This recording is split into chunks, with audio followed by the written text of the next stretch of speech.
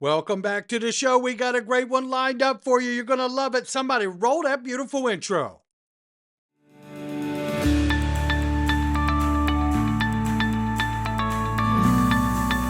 Digital Perspectives with Brad Kimes. Come on in.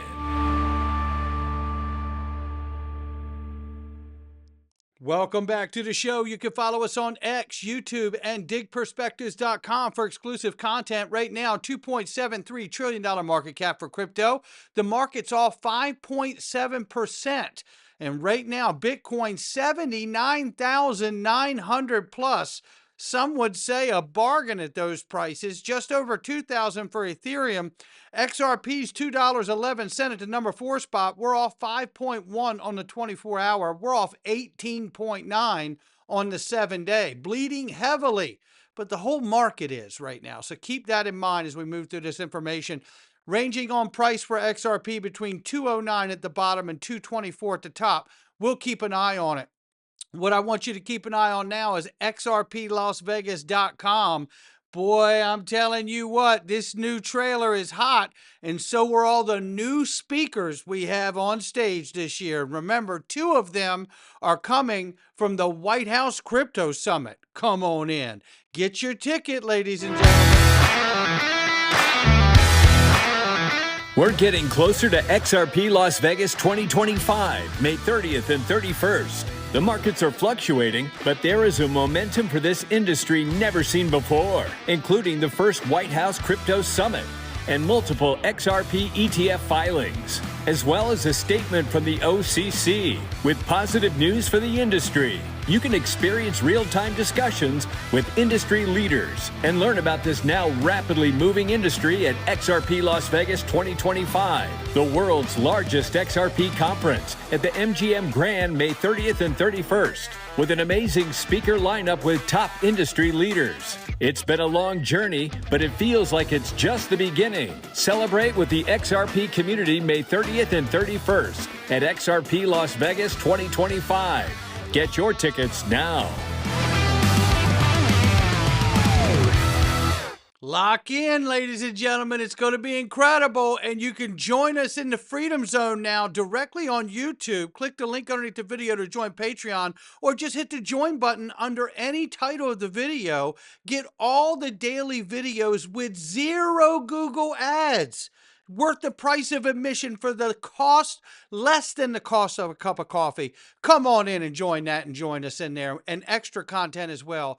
Let's start right here with a massive accomplishment for Jason Cousins and Glint Pay, ladies and gentlemen.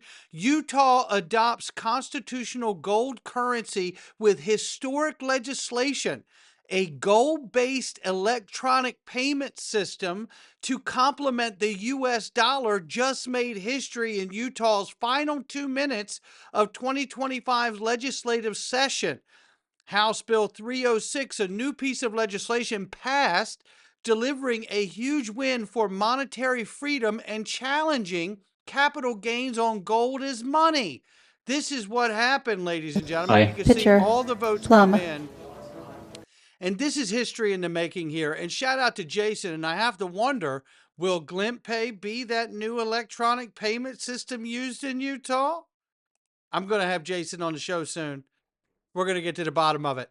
Meanwhile, Congress in crypto, Ron Hammond sharing it here. Shout out to Ron. Give him a follow. This week in Congress in crypto, after a historic week for crypto, the work grinds on. Last week, the Senate passed the first crypto bill by a bipartisan margin of 70 to 28. Now it's the House's turn. Stables gets a hearing and a path to vote seems imminent. We could have it by April, they're saying. Here's what to watch for. He says here, the White House Crypto Summit may have been the flashier event, but something pretty incredible happened in the Senate last week.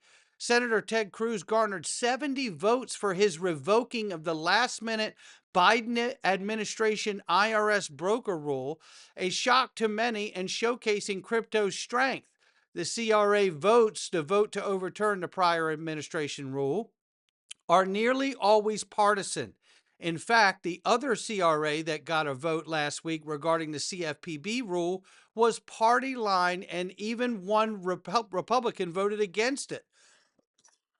The fact that 18 Ds and one independent voted with the Rs is unusual and impressive for crypto. Let me stop right there for a second.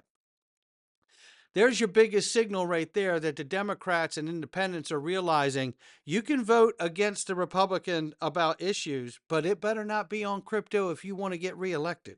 That's what that signals. The natural political reaction for the minority party is to be opposed to any undoing of the last administration, regardless of policy. This kind of gut reaction was on display with AOC tweet yesterday on the CRA vote count. And you could see here as she shared, well, it's not going to load right. Twitter has been acting very bad today, but nonetheless, she was opposing it in a political fashion, as you can imagine. The irony, though, is that this bad language originated from Republican Senator Portman. It sure did during the 2021 infrastructure bill when the issue was highlighted and both parties agreed to a quick fix in 21. It was another Republican, Senator Shelby, who blocked any amendment changes. So once we got the defunct language in there that messed everything up, then we had another Senator, Republican Shelby, who ought to be voted out for blocking the amendment change, stalling it, and helping to aid the crypto choke point 2.0. Solely in terms of politics, both parties are to blame. Republicans technically didn't need any Ds to reverse this rule since it only requires a simple majority, but those in the Senate, like Gillibrand, have been leading the bipartisan charge to change this bad policy. Likely Tuesday, it will be the House's turn to vote on the rule with Representative Mike Carey as the House lead. Crypto hopes for another strong bipartisan vote so this bill can shortly get to President Trump's desk and signed as the first crypto bill. Senate will need to vote once more too. And a strong bipartisan vote in both chambers sets the crucial stage for the next big bill for crypto, stable coins. This is getting big, ladies and gentlemen, and quickly. The Senate is close to finalizing their Stable Act with a vote in the banking GOP nearing. The House will have a hearing on their version of the Genius Act on Tuesday, tomorrow. One of the curious developments recently on the stable debates is the recent DC push from Tether. Listen, while they've largely been behind the scenes, last week we saw their CEO publicly touting Capitol Hill meetings, which was rare. Other stablecoin issuers have been here a while. One message from Trump at the crypto summit was that it is now Congress's turn to move, and they've been working at the same near rapid speed as the administration, even with a shutdown threatening looming on Friday. Crypto still remains a top tier must do, and Friday reinforced that. As the White House summit, it is crazy to think how opposite of a reception the crypto industry is getting. Last administration barely met with crypto firms, even as many pleaded. And when they did do private roundtables, they were off the White House grounds with little action items. Last week's White House summit was the complete opposite, and it had industry execs clamoring for invites. The table also included heads of agencies, congressional leaders showed a united front with David Sachs and Bo Hines have built to get legislation over the finish line. As stablecoin spring gets underway, remember they're calling for April that stablecoin legislation could be done next month. It will be important for Congress to keep the bipartisan support that showed up during the IRS broker CRA. Likely 60 votes are needed to eventually clear the Senate, and that doesn't seem to be an issue unless politics gets in the way. Shout out to Ron Hammond for that. Now, quickly, Easy A. Gigabrain developers are building the future of the XRP ledger. First of all, shout out to Dom and Phil Kwok from Easy A, who are setting the world on fire, not only with flight miles, but with what they're doing to expand the knowledge of every developer and builder in the world with their Easy A app. And they're going to be on stage at XRP Las Vegas. But right now, let's focus on this gentleman right here, the hackathon winner from Easy A. And they have shown that he has built a point of sale system on the XRP ledger. Take a quick listen. Do you think it can handle this kind of flow and also demand? Because you're also probably seeing what's happening at these retail merchants as well. What are your thoughts? Definitely for now, and I think XRP will, their TPS over time will increase. I reckon it can definitely compete with near to Visa's numbers. What about the gas fees? They're fractions of a penny, right? Fractions, yeah. So, yeah. What is the revenue model for you and for the development of this concept as it starts to make its way into payment for crypto? I think the revenue model is probably going to be similar to like Phantom wallets, right? So okay. They were just valued at 3 billion, right? So that's huge market cap. That's nice. But they don't take a single transaction fee. The way they make money, right, is through swaps. So swapping RUSD to, I don't know, RL GBP, on ramping and off ramping. That's where they take a small cut. So I think if we go that route, then we're not interfering with transactions. We encourage users to use it as much as possible, and they can extract and use whatever other wallets they want. But it's a way where we're able to get a fair cut. Building on the different blockchains, I was looking at your PAL Cards website, in essence, a loyalty platform. What was your favorite to build on? Was it Solana? Was it XRP? Or do you just kind of like blockchain in general? I like blockchain in general, and different chains have different perks, right? Solana is great for its developer community. I think events-wise, Solana do great. Financial-wise, I think XRP, and they've got a killer community online. I feel like XRP's online presence is very powerful as well. No doubt about it. And shout out to that young man for creating that point of sale system right in time, too, as we're about to get this stablecoin legislation potentially as early as next month. And here we see this XRP transactions skyrocket as activity hits 5 billion in 24 hours.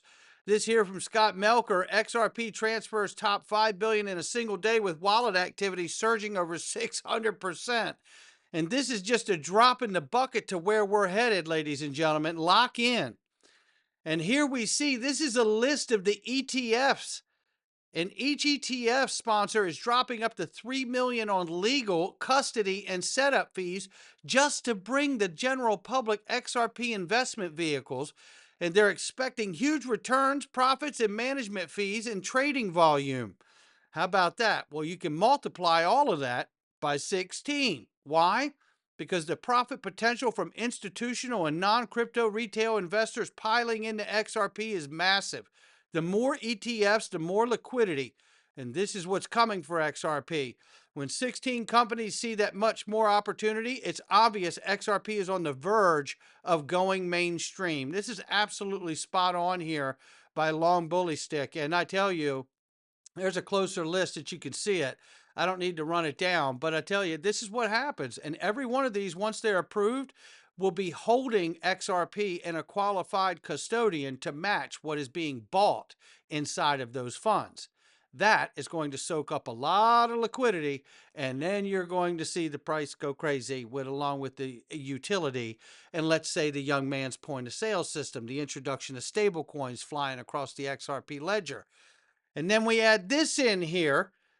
BBVA says Spain's second largest bank has received regulatory approval to offer Bitcoin and Ethereum trading services to customers. And I say, you know what? Coin tell a lie. Let's stop right there. It's not, I mean, it is very true. It is true what they said. I'm having fun with it. But nonetheless, Cointelegraph shares that information, but it doesn't stop there. It's actually so much bigger. If you remember all the way back to 2018 here, BBVA CEO, happy with its Ripple test, BBVA announced that it had been very satisfied with the process of using Ripple to move assets between countries. And it's a matter of seconds when they do it. And I say, understanding that Ripple's been partnered with BBVA, ask yourself, where are all of these banks going to custody these digital assets and Bitcoin? And we already know it's not on Bitcoin's network. The XRP ledger, maybe? And here's a list. Ripple has assigned bank IDs to over 500 companies. Now, I don't know about you, but this, I'm not going to go through all of these, but just look at that number. That number reminds me of the QSIP number. Remember when Larry Fink talked about from BlackRock, if we could just get every stock or bond to a QSIP and put it on the ledger. Remember that? We believe the next step going forward will be the tokenization of financial assets. And that means every stock, every bond will have its own, basically, QSIP. It'll be on one general ledger. Every investor, you and I, will have our own number, our own identification. We could rid ourselves of all issues around illicit activities about bonds and stocks and digital by having a tokenization. But the most importantly thing, we could customize strategies through tokenization that fits every individual. We would have There you have it. instantaneous settlement. Think about all the costs of settling bonds and stock. But if you had a tokenization, everything would be immediate because it's just a line item. And so we believe this is a technological transformation for financial assets. If you want to talk about voting and voting choice and all the... And it goes on to talk more about voting. But there you have it. I mean, there it is. Isn't that what we're seeing here? Similar in fashion, but for banks. And soon to be, when they tokenize stocks, they'll have a QSIP too. And then everything is on ledger, the new digital on-chain economy, which is immutable. And you can't do anything that's fraudulent unless you're putting it on the ledger, which will be discovered. That's where this is going. Meanwhile, XRP Crypto shared with us not long ago, it could be as soon as 1 month from now that we see a new all-time high for XRP ranging anywhere from $8 to $27+. Look at what's in front of us, ladies and gentlemen. I have a hard time believing that it isn't true or couldn't be true. And we'll just have to watch to see if it does. One thing I do know is that regardless of whether it happens in a month or not, I know that XRP Crypto is seeing these numbers on these charts, and he's sharing them with all of us for a reason. Now, whether it's in the next month or whether it's a little longer, I don't know. But what I do know is the charts don't lie. They're showing us what's there. We just need the fundamental news to continue to unfold so it can all be realized. That's how I see it. And it's not it's not financial advice. It's just my digital perspectives. I'll catch all of you on the next one.